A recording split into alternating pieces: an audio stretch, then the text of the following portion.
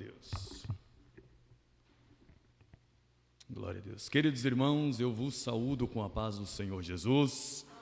Deus abençoe os amados, uma boa noite a todos. Podem se assentar em nome de Jesus, fiquem à vontade. O pastor já fez aqui às vezes fazendo a leitura devocional e a leitura bíblica em classe. Então o meu propósito aqui esta noite, o pastor deu-me 45 minutos, é expor o texto que está em Romanos capítulo 8, do verso 12 ao 17, e expor o texto que está em Gálatas capítulo 4, do verso 1 ao verso de número 6, isso baseado, claro, naquilo que a revista da Escola Bíblica Dominical nos orienta. Então a exposição do texto é em cima daquilo que a Escola Bíblica Dominical, a CPAD, nos orienta aqui esta noite. O pastor já leu o texto áureo, o texto de ouro, mas eu também farei menção para que os irmãos possam tal compreender. O texto diz: porque todos os que são guiados pelo Espírito de Deus, esses são filhos de Deus. Hoje faremos aqui uma unificação, uma união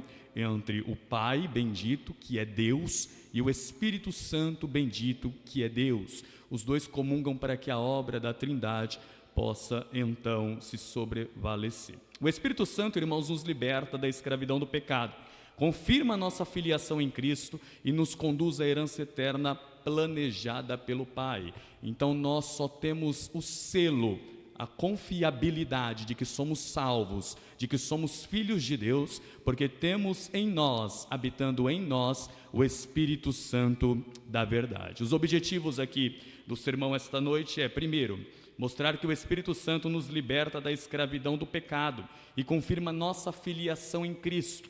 Então eu vou trabalhar este texto, ou os dois textos que são propostos em cima destas verdades. Mostrar que o Espírito Santo nos liberta da escravidão do pecado e confirma nossa filiação em Cristo. 2, explicar que o Espírito Santo é aquele que aviva a vida do crente na vontade expressa do Pai. E terceiro, destacar que a Trindade nos conduz à herança eterna. Então é diante desses três termos que nós vamos trabalhar: mostrar, explicar e destacar. A introdução diz que a ação do Espírito Santo na vida do crente é um dom do Pai e do Filho. Então o Espírito Santo habita nos crentes porque o Pai e o Filho assim o quis. Ele nos tira da escravidão do pecado, ele confirma a nossa filiação em Cristo e nos ajuda na herança prometida por Deus desde a eternidade. Há uma herança, há uma promessa, há uma dádiva, há um galardão que Deus nos prometeu,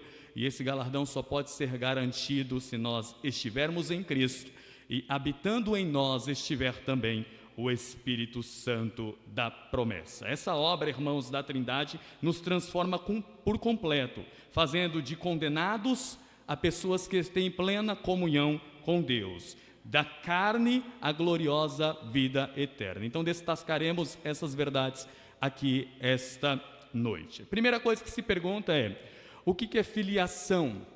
O que significa o termo, a palavra filiação? Por que nós somos feitos filhos de Deus?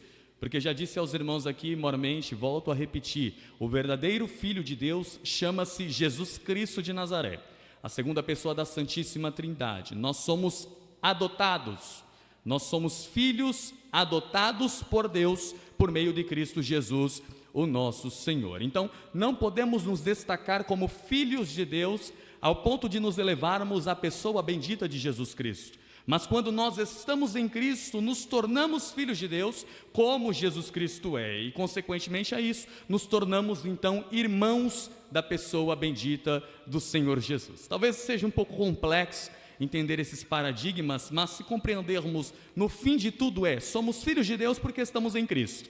Se nós não estivermos em Cristo, é impossível nos tornarmos filhos de Deus. E essa filiação só ocorre por causa da ação bendita do Espírito Santo em nossa vida. Então, o que é filiação? É a condição eterna de ser filho, isso é, de pertencer a alguém por um vínculo de origem, é uma relação de identidade, é um laço familiar, é um laço legal.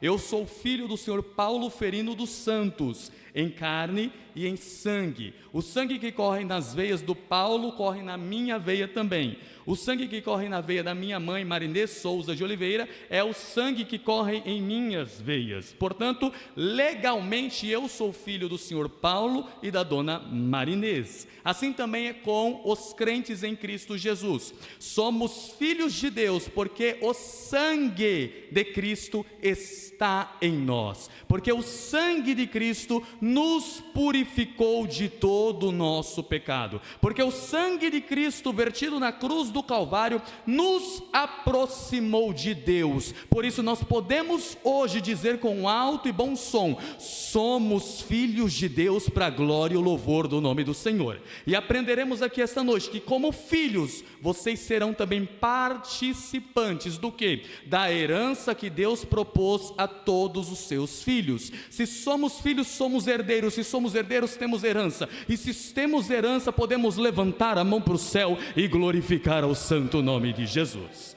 Amém?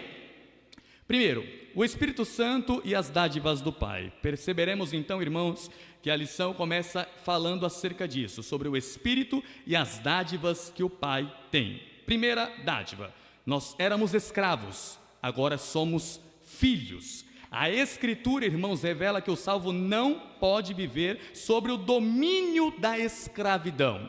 E qual que é o domínio da escravidão? O domínio da escravidão é o pecado. Essa expressão, ela é no grego pneumadoleia. Ela aponta para um estado de servidão. É um medo da punição eterna que caracteriza a vida do crente antes da conversão. Antes da conversão você era escravo do pecado. Antes da conversão você estava destinado ao inferno. Antes da conversão você estava indo em passos largos para o abismo. Mas Cristo, em sua muita boa dádiva e vontade, te salvou por graça e hoje você está aqui para exaltar e glorificar ao nome dele. Então, a expressão que aqui aparece, escravo, era o que nós éramos antes de conhecermos o Evangelho.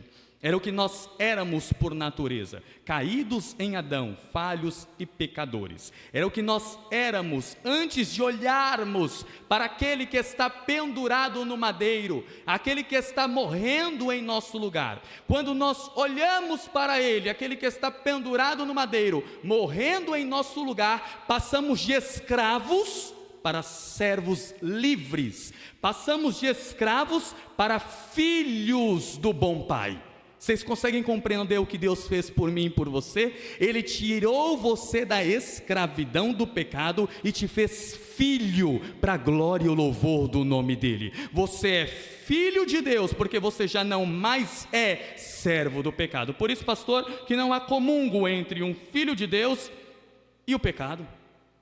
Um filho de Deus não pode estar nas práticas pecaminosas, porque já não mais é escravo, mas é filho. E o filho é livre. Irmãos, a lei de Deus, ela é santa, mas ela não pode salvar. Ela revela o pecado, mas não pode conceder poder para que o crente vença o pecado. A lei não foi dada para que você pudesse ser salvo por meio dela. A lei foi dada para que um salvo pudesse praticá-la. Só pode praticar a lei de Deus quem é salvo em Cristo Jesus. Repare que você não é salvo por praticar, você pratica porque você é salvo. Por isso que é impossível, é improvável que um ímpio possa praticar a lei de Deus, porque não tem condições de observarmos tais leis se nós não estivermos lavados e remidos no sangue de Jesus. Mas aqui esta noite, na igreja de Piratininga 3, tem crentes lavados e remidos no sangue de Jesus, que observam a lei de Deus, os seus mandamentos, e os cumprem para a glória do Senhor. Louvado seja Deus. Então, irmãos, a graça de Deus divina no crente faz com que esse receba o espírito de adoção. Essa frase em grego é pneumaoutesia, que aponta para uma nova identidade. Repare que conversão não é você antes usar bermuda e agora você usa calça social. Repare que conversão não é você usava uma camisa regata e agora você usa um terno bem vestido.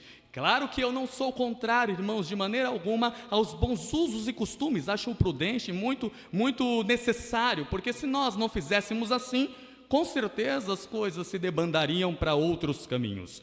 Mas essas coisas não simbolizam a profundidade de uma verdadeira conversão. O que simboliza a profundidade de uma verdadeira conversão é mudança de identidade da mente.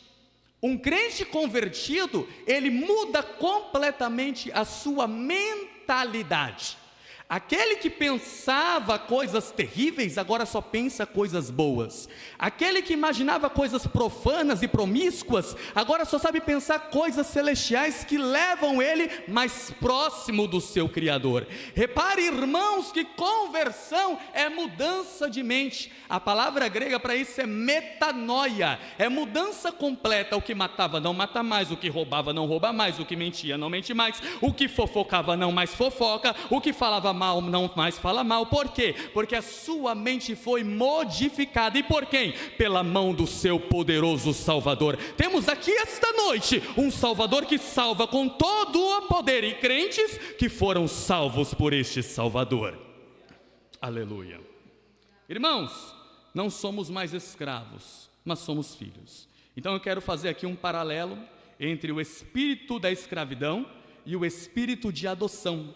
O espírito da escravidão nos traz medo, o espírito de escravidão nos traz culpa, o espírito de escravidão nos traz distância de Deus, o espírito da escravidão nos traz insegurança contra a nossa vida, o espírito da escravidão nos traz prisão pelo pecado, e o espírito da escravidão nos afasta desse Deus que é santo. Então, quando estávamos distantes de Deus, conforme as Escrituras nos dizem, nós estávamos longe de Deus, conforme as Escrituras nos dizem. Todos esses paralelos que aqui li eram que representavam a nossa vida. Nós vivíamos com medo, nós vivíamos pela culpa, nós vivíamos distante de Deus, nós vivíamos em insegurança. Por quê? Porque ainda não éramos filhos, mas éramos escravos. Repare só, irmãos, e eu faço aqui um adendo. Mormente quem é escravo morre de medo de morrer pelas mãos do seu Senhor. Mormente quem é escravo não recebe salário pelo trabalho que faz. Mormente quem é escravo não tem condições ao menos de dar um palpite ou uma opinião. Mas agora vou trazer a vocês as características de um filho, que somos nós, filhos de Deus. O filho de Deus anda em amor. O filho de Deus tem confiança plena em Deus. Um filho de Deus tem intimidade com Deus. Um filho de Deus é grato a Deus por tudo aquilo que Deus fez, faz e fará. Repare que, normalmente, nós só esperamos de Deus o agora, e nos esquecemos daquilo que Deus fez lá atrás. As bênçãos do Senhor que Ele lhe fez lá atrás, fará agora e fará futuramente, se você for grato a Ele por aquilo que Ele te fez lá atrás. Um filho de Deus, ele é grato por aquilo que ele tem, não almejando o futuro e não observando apenas o futuro para ser grato no futuro. Eu sou grato hoje por aquilo que tenho hoje. Vocês conseguem compreender a grandeza de ser filhos de Deus? Os filhos de Deus também têm liberdade plena em Cristo e têm comunhão uns com os outros. Não tem como eu dizer que sou filho de Deus, comungar com outros filhos de Deus e não amá-los como irmãos. É impossível eu dizer que sou filho de Deus e rejeitar o meu irmão. É impossível afirmar que sou filho de Deus e aborrecer o meu próximo. É impossível dizer que sou filho de Deus com palavras, mas as minhas ações não têm absolutamente nada a ver com o que um filho de Deus faria, como um filho de Deus pensaria, como um filho de Deus agiria.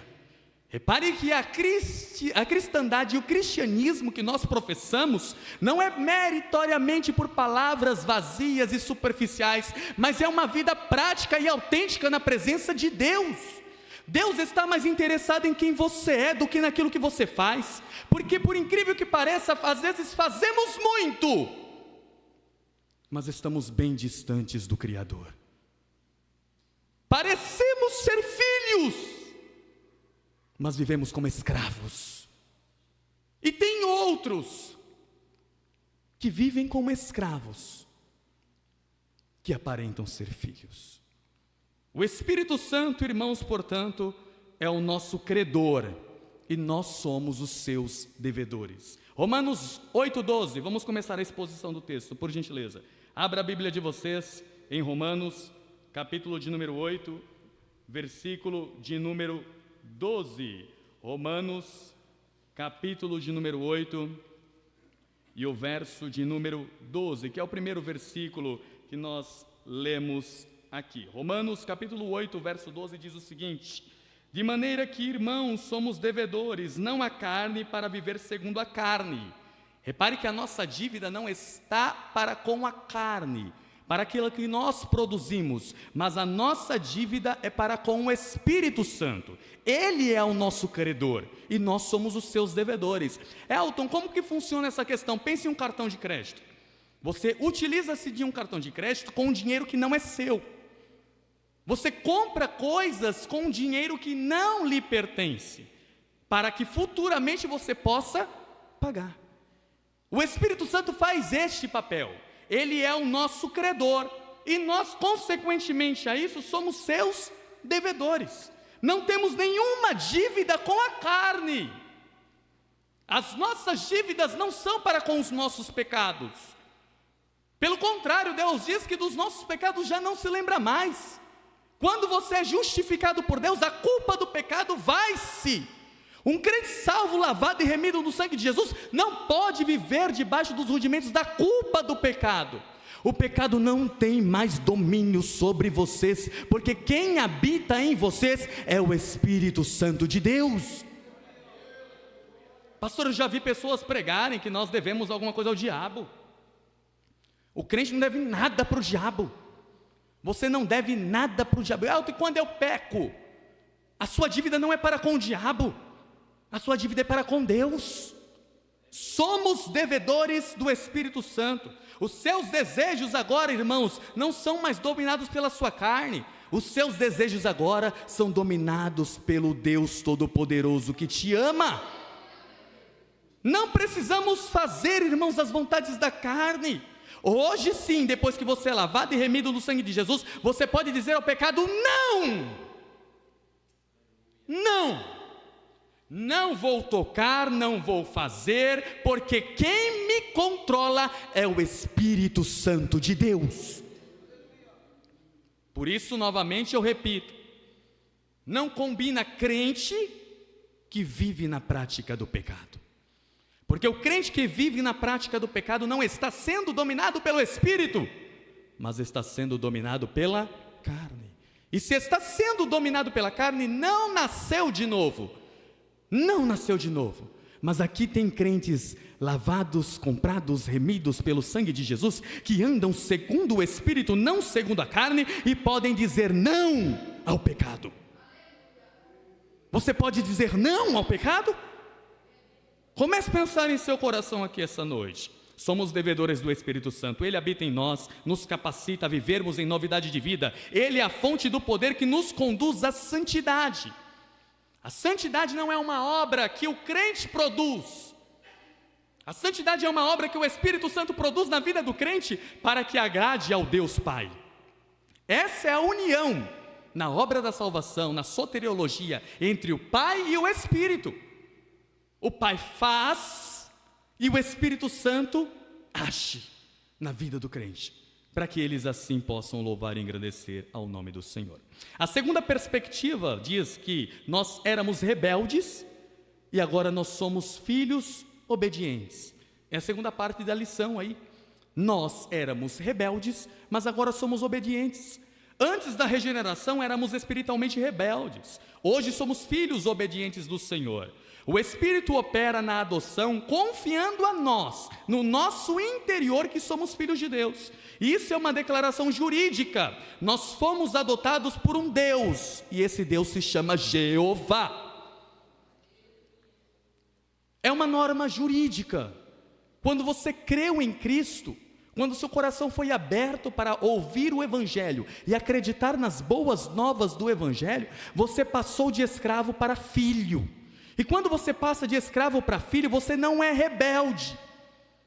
Não existe filhos de Deus que agem com rebeldia.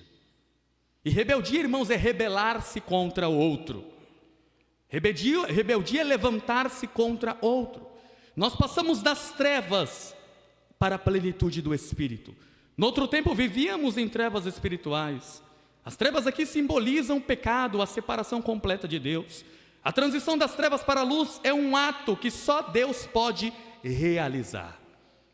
Repare, irmãos, que nunca, jamais, de maneira alguma, hipótese nenhuma, a luz perderá para as trevas. Quando a luz chega, as trevas mais densas e mais trevosas que você possa imaginar têm que bater de retirada. O Senhor nunca se rebaixou às hostes malignas de Satanás. Nunca, nunca. Onde Deus chega, o diabo tem que sair. Onde os filhos de Deus estão, as trevas têm que bater de retirada. Onde um crente pisa, irmãos, tem que ser lugar santo, terra santa, porque o Espírito Santo chegou com ele, e aquele lugar é habitação e templo e morada de Deus. Por isso não aceite dentro da tua casa, dentro do teu lar, dentro da tua igreja, que Satanás circule, que Satanás fale, que Satanás haja. Quem governa a tua casa, quem controla a tua casa, quem governa essa igreja, quem controla essa igreja, chama-se Jesus Cristo de Nazaré, por meio do Espírito Santo da verdade. Jesus chega e o diabo sai. Vocês conseguem compreender essa verdade? Isso é algo muito profundo, irmãos, e toca o meu coração. Das plenitude das trevas para o Espírito de Deus. Quem está em Cristo passou das trevas para a maravilhosa luz. Eu também quero compreender o versículo 13 com os irmãos. O Espírito Santo nos capacita a triunfar sobre o pecado. Olha o verso 13 comigo, por favor. Romanos 8:13. Porque se viverdes segundo a carne, morrereis, mas se pelo Espírito mortificardes as obras do corpo, vocês viverão. Aí a pergunta que fica é, há aqui um paradoxo. São dois estilos de vida, irmãos, viver segundo a carne e mortificar as obras da carne por meio do Espírito Santo. Os que vivem segundo a carne morrem para o Espírito, e os que vivem para morrer para a carne, vivem para o Espírito. Aqui é um paradoxo. O que viveu morreu, e o que morreu, viveu. As coisas de Deus são meio assim, né? Paradoxos, né? O grande é o pequeno. O forte é o fraco é o forte. O alto é o baixo é o alto. Você desce subindo e sobe descendo. As coisas de Deus são estranhas. O primeiro é o último é o primeiro. Aqui há um paradoxo. Quando você morre, mata as obras da carne, o Espírito vive em você. Mas quando você dá vida às obras da carne, o Espírito Santo é que se esvai. Por isso, na carta de Paulo aos Tessalonicenses, ele diz: não extinguais o Espírito. O que é isso? Não reprima-o, não faça-se retirar por conta das suas malignidades e de seus pecados. John Stott nos diz que existem dois tipos de vida, uma que leva à morte e uma que conduz à vida eterna.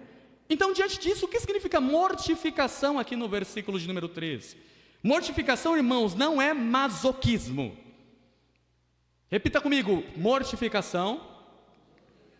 Não, vocês estão dormindo. Mortificação não é masoquismo. O que é masoquismo? É alegria no sofrimento. Eu não me alegro por sofrer. E cá entre nós, irmãos, ninguém aqui fica feliz porque está sofrendo. Ai, que felicidade por causa dessas tempestades que a vida me traz. Ai, que felicidade por causa da dor de cabeça que eu estou sentindo hoje. Ai, que felicidade por causa da dor no pé que eu estou... Não. Ninguém fica feliz porque está sofrendo. Mortificação da carne não é sofrimento. Sofrimento é masoquismo. Outra coisa, mortificação não é ascetismo.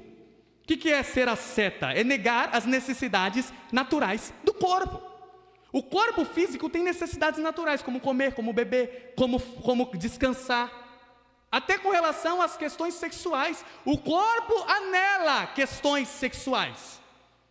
As questões sexuais, pelas questões sexuais, não é pecado. O pecado é como você age diante das questões sexuais da vida. Quando ele diz aqui mortificar, é você reconhecer o mal que há nessas coisas e repudiá-lo veementemente. É eu enxergar que aquilo que Deus fez bom, perfeito e agradável, e o diabo tentou de alguma maneira maquiar e sujar, enxergar que quando o mal está nessas coisas, eu tenho que repudiar. Como assim, Elton? Darei exemplos aos irmãos. O sexo é lícito ou não é? Sim, o sexo é lícito. Quem criou o sexo foi Deus. Mas em quais parâmetros? Dentro do casamento, de maneira heterossexual, e que duraria até que a morte os separe. É assim que a prática do sexo é lícita e louvável.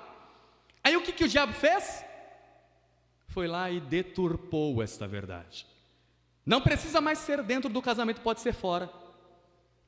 Não precisa mais ser heterossexual, pode ser homossexual. E não necessita separar, sempre posso ter uma aqui, outra ali, outra colar, e não tem problema nenhum.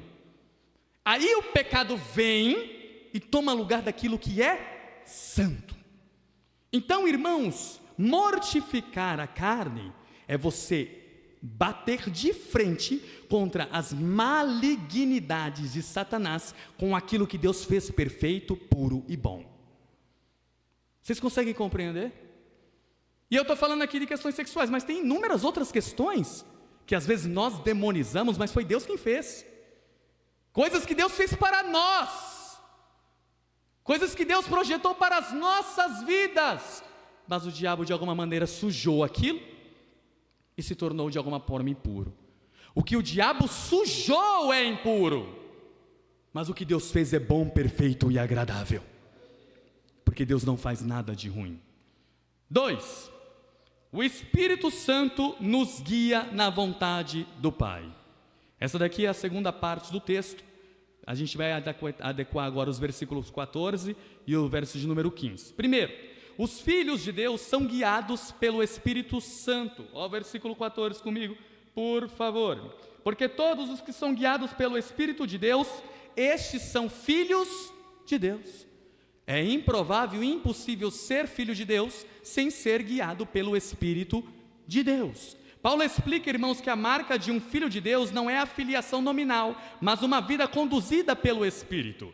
Irmã Cida, não é o batismo nas águas, não é o nome no hall de membros da igreja, não é a carteirinha de diácono, presbítero, de evangelista, de pastor ou de mestre. Não é isso que diz que eu sou filho de Deus. Não, essas coisas não chegam nem aos pés do que é ser verdadeiramente filho de Deus.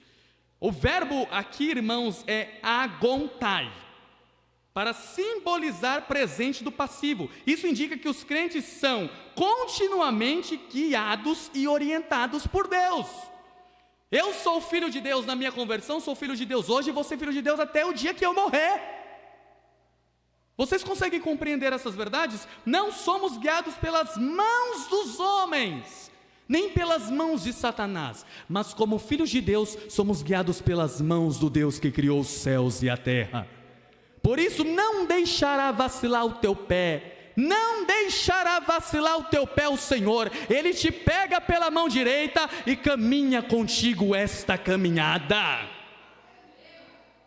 Somos filhos de Deus. Segundo, como mortificar? Já aprendemos o que é mortificação. Como mortificar as obras da carne? Primeiro, tendo comunhão com Deus.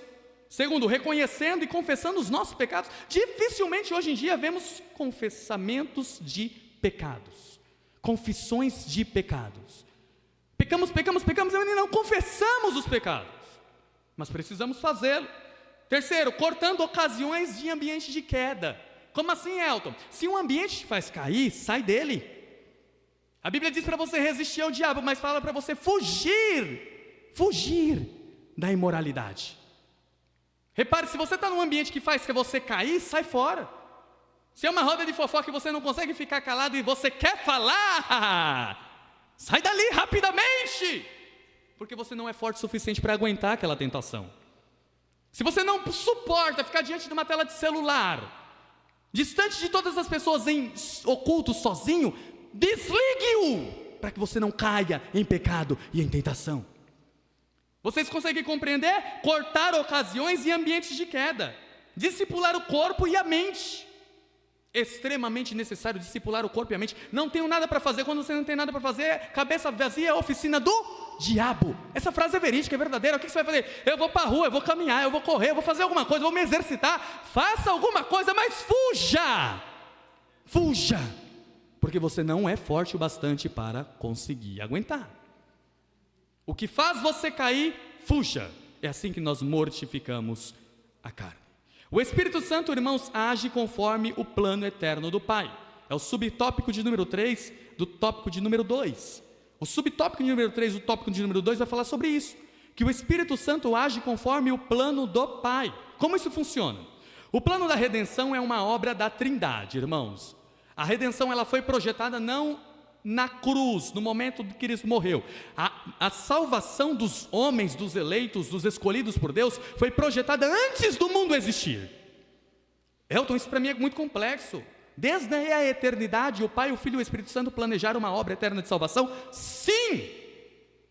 Mas se ele sabia que tudo isso ia acontecer, porque ele assim o quis, para que o nome dele pudesse ser eternamente glorificado. Independente do que o homem faça ou deixa de fazer, o nome do Senhor é eternamente glorificado. Por quê? Por quê? Porque Deus é quem controla a história. Então, nesse aspecto, o plano da redenção é uma obra da Trindade desde a eternidade. Vemos então, irmãos, a distinção do plano da seguinte forma. Primeiro, o Pai planeja. O Pai é aquele que escreve, que planeja. O Filho é aquele que executa aquilo que o Pai planejou. E o Espírito Santo aplica aquilo que o Filho executou e que o Pai planejou. Então a Trindade trabalha na obra perfeita da soteriologia, o Pai planejando, o Filho executando e o Espírito Santo aplicando em nossas vidas aquilo que Deus quer. O que Deus quer? É que crentes sejam comprados pelo seu sangue, lavados e remidos pelo seu sangue e que vão morar um dia na eternidade junto com Ele.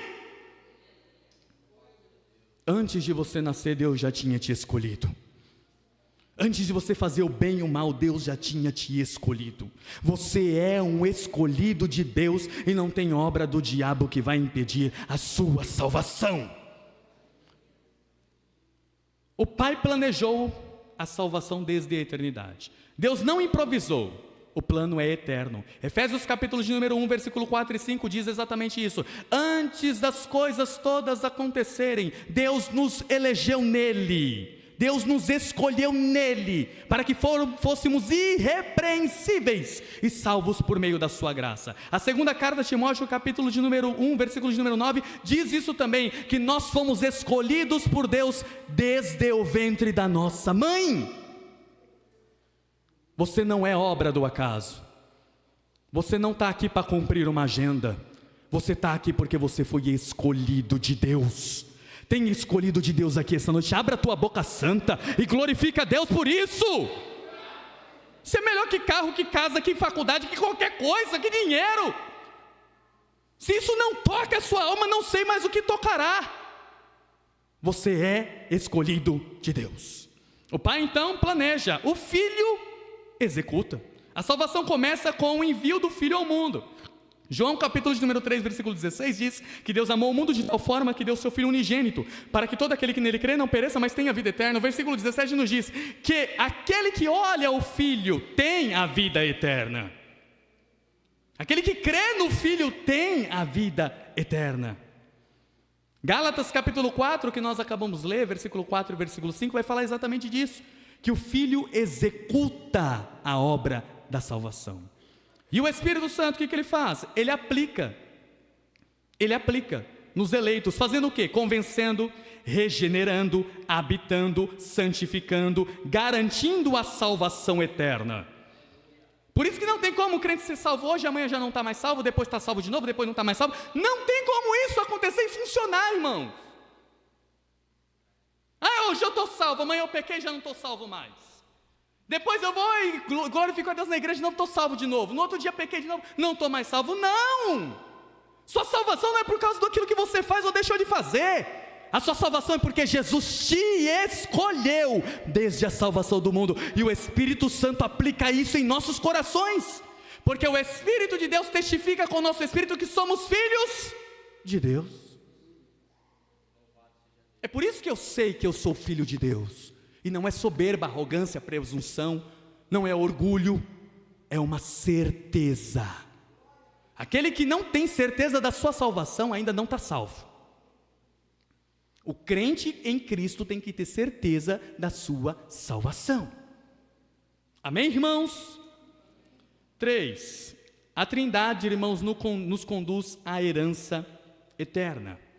A parte 3 da lição, eu já estou caminhando para o final, nos diz exatamente essas coisas. Primeiro, que somos herdeiros de Deus por adoção. Agora quero compreender com os irmãos o que é ser adotado por Deus. O que é ser adotado por Deus. A doutrina, irmãos, da herança é inseparável da adoção. Ou seja, para que eu tenha a herança eterna, Rafael, eu preciso ser adotado por Deus. É impossível partilhar da herança eterna que Deus prometeu aos seus, sem que antes eu seja adotado por esse Deus.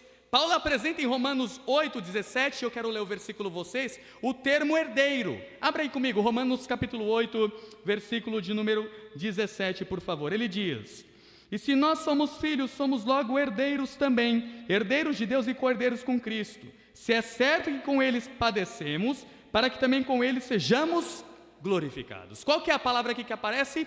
Herdeiros e co-herdeiros. A palavra herdeiro é kleronomos no grego.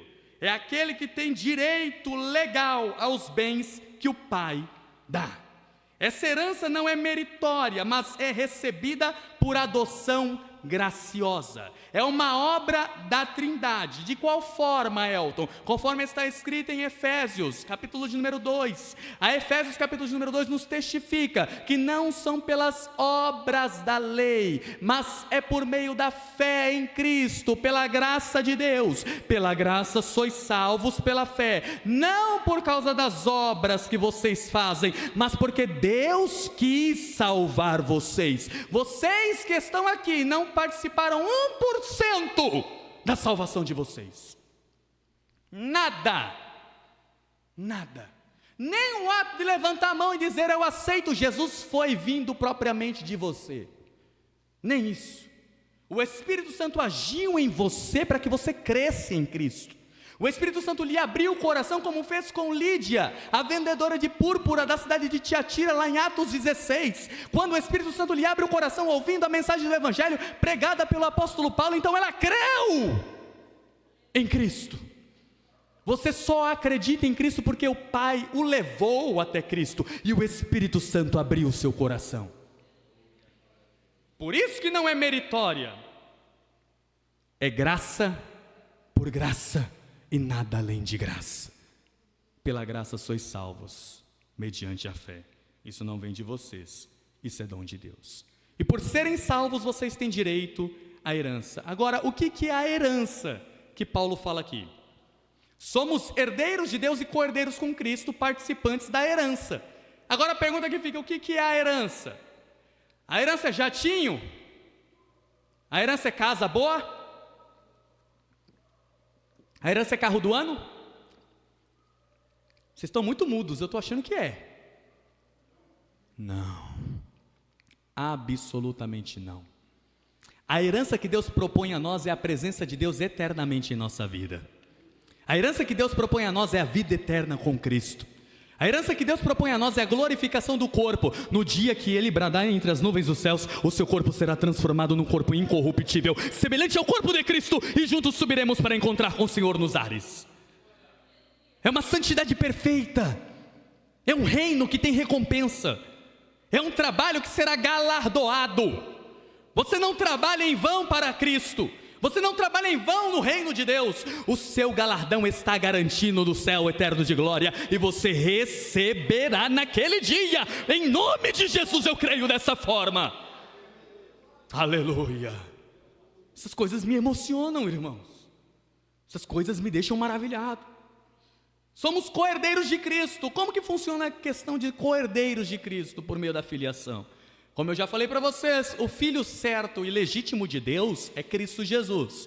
Nós somos adotados. Repita comigo, eu sou adotado. Por isso que tantos judeus quiseram matar Jesus, porque ele se dizia ser filho de Deus. E esta afirmativa o caracterizaria como o próprio Deus. E nós não somos filhos de Deus por merecimento, como Cristo é. Nós somos filhos de Deus porque somos co-herdeiros das celestiais bênçãos em Cristo Jesus. O herdeiro das bênçãos é Jesus, pastor. E nós partilhamos desta herança porque estamos nele.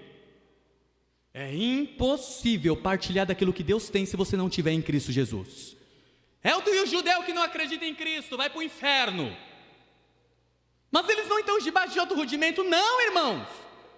Passado, presente e futuro é o Messias que viria, que veio e voltará. Sempre foi o Messias, sempre foi Jesus. De Gênesis a Apocalipse sempre foi Jesus. Eles estão aguardando o Messias, eles estão aguardando o Cristo. Eles estão aguardando o anticristo que vai vir governar eles lá. É isso que eles estão esperando. E mal sabem eles dessa verdade, porque os seus olhos ainda estão vedados, tampados, não conseguem enxergar. Estão tão perdidos quanto uma prostituta, quanto um vendedor de drogas, estão tão perdidos quanto uma pessoa da Umbanda, um católico, estão tão perdidos quanto esses que dizem ateus e que negam a pessoa de Deus. Essa é uma verdade absoluta. Só existe salvação em Cristo Jesus, o nosso Senhor. E as pessoas que morreram sem saber desta verdade, a Bíblia diz que aqueles que pecaram sem lei perecerão. E os que pecaram pela lei perecerão. Não tem para onde fugir. Todos pecaram e destituídos estão da glória de Deus. Mas justificados por Cristo alcançarão a vida eterna. É somente Cristo, nada além de Cristo, somente Cristo, nada além de Cristo. Levante a sua mão para o céu e glorifique Jesus. É somente Cristo e nada além de Cristo. Não enxergo salvação fora da igreja. Não tem esse negócio. O judeu que vai ser salvo é aquele que acredita em Jesus de Nazaré, o Rabi da Galileia de 2000 anos atrás, que morreu e ressuscitou em nosso lugar, aleluia, e que ascendeu aos céus e breve voltará. É o judeu messiânico, é aquele que acredita em Jesus, e esse sim vai ser salvo. Expondo isso, irmãos, eu pego aqui o tópico número 3 para encerrarmos, antes de fazer a exegese de Gálatas capítulo 4. O Pai administra o tempo da herança. Isso é muito profundo, porque transcreve o capítulo de número 4. Paulo descreve a condição espiritual do homem antes da plena revelação de Cristo. Nós éramos meninos em Deus. Por isso que eu quero convidá-los a abrir a Bíblia em Gálatas, capítulo de número 4, por gentileza. Eu já estou encerrando, vou ser justo ao horário. Gálatas, capítulo de número 4, por favor. Glória a Deus. Gálatas, capítulo de número 4, nós faremos a exposição do verso 1 ao verso de número 4. O texto diz: digo, porém, isso, que em todo o tempo o herdeiro é menino, e nada se difere do servo, ainda que seja esse senhor em tudo. O que Paulo está querendo dizer com isso aqui, irmãos? Existia uma lei jurídica em Roma que dizia que se uma criança ela se tornasse herdeira pelo falecimento do pai, ela só poderia herdar as bênçãos, aquilo que o pai deixou, depois da sua maioridade, porque ela ainda não tinha capacidade intelectual suficiente, capacidade mental suficiente, capacidade física suficiente para administrar tais bênçãos. Então era colocado na vida daquela criança um tutor, um cuidador, alguém mais velho que administraria essas bênçãos, até que este menino completasse 25 anos de idade. Paulo, como era conhecedor da lei jurídica romana, faz essa aplicação à igreja de Cristo. A servidão do homem está quando ele observa a lei, já sendo ele salvo em Cristo Jesus. Quando o pai morria, irmãos, deixava então o filho como herdeiro, ainda que esse não pudesse ser administrador dessas bênçãos. F.F. Bruce, que é um dos grandes expoentes da palavra de Deus, diz que na lei romana, essa verdade, ela só poderia ser destacada, só poderia ser emergida quando este menino completasse 25 anos. Paulo então usa o conhecimento da cúria romana para dizer: o herdeiro, mas não é livre. O menor nada se difere do escravo. A palavra para menor aqui, irmãos, é néfios. Quem já ouviu falar de alguém que é nécio? A palavra nércio vem daí, de néfio. Uma palavra que ainda, uma pessoa que ainda não tem cuidados, não é ainda a pessoa capaz de administrar alguma coisa. O herdeiro, mas não é dono de fato. É herdeiro, mas nada possui em realidade. A servidão, irmãos, é com relação à lei judaica. Por quê? Porque a Bíblia nos diz, no versículo 3, que estávamos debaixo do rugimento do mundo. Olha comigo o versículo 3, por favor. 4, versículo 3. Assim também nós, quando éramos meninos, estávamos reduzidos à servidão, debaixo dos primeiros rudimentos do mundo. Eu já vi pessoas pregarem nesse texto, pastor, com uma infelicidade, dizendo que rudimentos do mundo aqui é uma vida de pecaminosidade. É uma vida de servidão ao pecado. O texto não está dizendo sobre isso. O texto está falando que pessoas que observam a Cristo não precisam mais da lei judaica para serem, de uma forma ou de outra, queridos por Deus. Porque a carta aos Gálatas é exatamente isso. É Paulo batendo de frente com os irmãos da Galácia do Sul, das igrejas da Galácia, porque eles queriam retroceder. Capítulo 1, Paulo fala, oxe, me maravilho, que tão depressa vocês passaram da graça para voltarem de novo aos velhos rudimentos. O que é isso que vocês estão fazendo? Novamente sacrificando o Filho de Deus? Observando rituais, leis judaicas que não servem para absolutamente mais nada? Esse capítulo número 4 trata a conclusão dessas falas de Paulo. Ele fecha o livro, ele fecha a sua síntese, informando-nos que se somos meninos, ainda que herdeiros, não podemos administrar essas bênçãos, porque ainda estamos debaixo dos rudimentos do mundo. Mas quando estamos em Cristo, a herança plena de Deus vem sobre a nossa vida. Vocês reparam como é retrocesso o legalismo? O legalismo é um retrocesso. Homens que ordenam não põe a mão, não faça, não haja, sem que nada disso está exposto nas Escrituras Sagradas. Homens que ordenam coisas que Deus nunca ordenou e que fazem burros de cabresto a muitos que os escutam. Paulo fala que pessoas seriam levadas por vento de doutrinas satânicas, diabólicas, que são essas que são levantadas por tais pessoas. Então, irmãos, para nós finalizarmos, por que o Filho de Deus então veio? O Filho de Deus veio na plenitude dos tempos, é o que o verso nos diz, não é isso? A Bíblia nos informa, Gálatas capítulo de número 4, versículo de número 4 diz, mas vindo a plenitude dos tempos, Deus enviou o seu Filho, nascido de mulher e nascido sob a lei.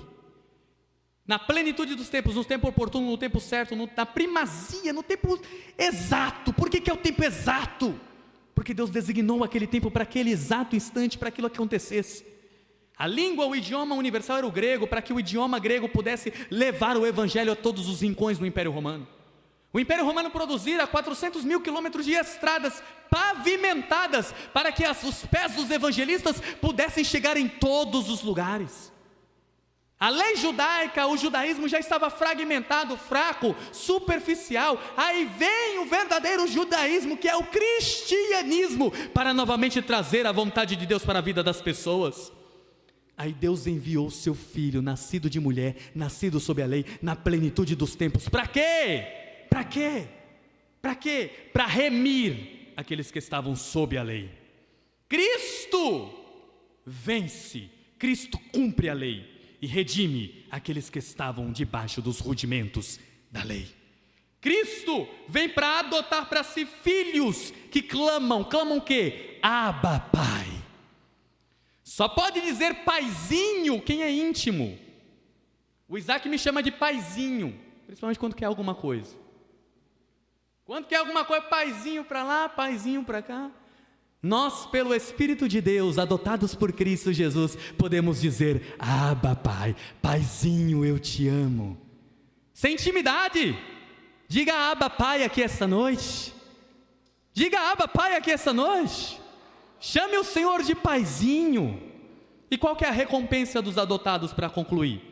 Eles recebem o Espírito Santo no coração, vivem para a glória de Deus, é um retrocesso voltar atrás, e hoje somos herdeiros e co-herdeiros com Cristo. Concluímos, portanto, que o Espírito Santo é a dádiva celestial do seu Filho Jesus Cristo a nós. O Espírito Santo nos torna filhos de Deus por adoção, herdeiros com Cristo, habitando esse mesmo em nós. A igreja deve viver de maneira robusta e santa, guiada pelo Espírito Santo de Deus e glorificando ao santo nome do Senhor.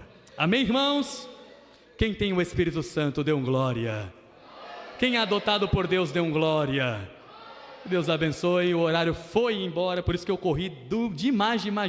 Pastor, me perdoe pelos 3 minutos. Que Deus abençoe vocês, em nome de Jesus.